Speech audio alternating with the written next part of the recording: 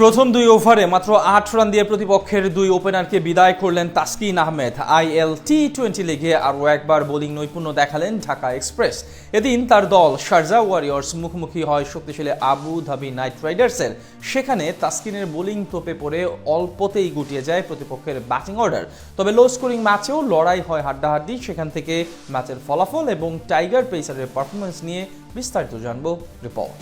নিজের প্রথম IL টি-20 league আসর খেলতে গিয়ে প্রায় প্রতিদিনই বল হাতে উইকেট পাচ্ছেন তাসকিন আহমেদ। শারজাহ ওয়ারিয়র্সের মিন বোলার যেন বনে গেছেন ডানহাতি এই স্পিড স্টার, যার ব্যতিক্রম ঘটেনি আজও। 7 ম্যাচে 5 পরাজয় নিয়ে টুর্নামেন্ট থেকে এক প্রকার ছিটকে যাওয়ার পথে ফ্র্যাঞ্চাইজিটি। এমন গুরুত্বপূর্ণ ম্যাচে বল হাতে দারুণ করেন ঢাকা এক্সপ্রেস। এদিন আবুধাবি নাইট রাইডার্সের বিপক্ষে টস জিতে আগে বল করার সিদ্ধান্ত নেয় তার দল শারজাহ ওয়ারিয়র্স।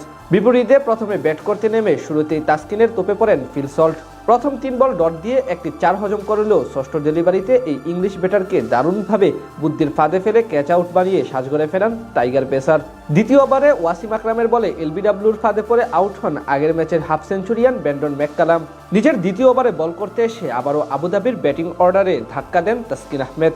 এবার তার বলে ডিসৌজার হাতে ক্যাচ দিয়ে বিদায় নেন বিপিএলে তার সতীর্থ হতে যাওয়া অ্যালেক্স হেলস। প্রথম 2 ওভারে মাত্র 8 রান দিয়ে জোড়া উইকেট শিকার করেন তাসকিন।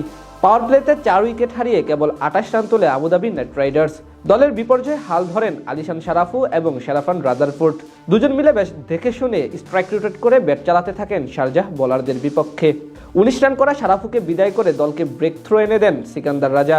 এরপর উন্মুক্ত চাঁদকে সাথে নিয়ে নতুন করে জুটি করেন রাদারফোর্ড। ধীরে ধীরে আগ্রাসী হতে থাকা এই ব্যাটারকে থামান ডেভিন প্রিটোরিয়াস। তার কাছ থেকে আসে 36 বলে 34 রান। নিজের কোটার শেষ ওভারে অবশ্য বেশ খরুচে ছিলেন তাসকিন আহমেদ। 19তম ওভারে বল করতে এসে আন্দ্রে রাসেল ও জ্যাসন হোল্ডারের কাছে 4টি ছক্কা হজম করেন তিনি। শেষ পর্যন্ত 134 রানের লড়াকু পুঁজি পায় আবুধাবি। বল হাতে 41 রান খরচ করে জোড়া উইকেট নেন তাসকিন। জবাব দিতে নেমে শারজাহ ওয়ারিয়র্সের শুরুটাও ছিল একেবারে নড়বড়ে। দ্বিতীয় ওভারে স্বদেশি পেসার জ্যাসন হোল্ডারের প্রথম শিকার বনে সাজঘরে ফিরেন মার্কুটে ওপেনার জনসন চার্লস। পরের ওভারে বিদায় নেন আরেক ওপেনার মোনাক প্যাটেল। 8 বলে মাত্র 7 রান করে তিনি বিদায় নেন অজয় কুমারের বলে। এরপর তাদের হাল ধরেন টম ক্যাডমোর এবং টম এবল। দুজন মিলে পাওয়ার প্লেতে 38 রান জমা করেন স্কোরবোর্ডে। 13 বলে 13 রান করা টম এবলকে বিদায় করেন অলি স্টোন। এরপর নতুন করে ক্যাডবোর্ডের সঙ্গে জুটি করেন অধিনায়ক সিকান্দার রাজা। শেষ 10 ওভারে তাসকিনদের জয়ের জন্য দরকার ছিল 77 রান।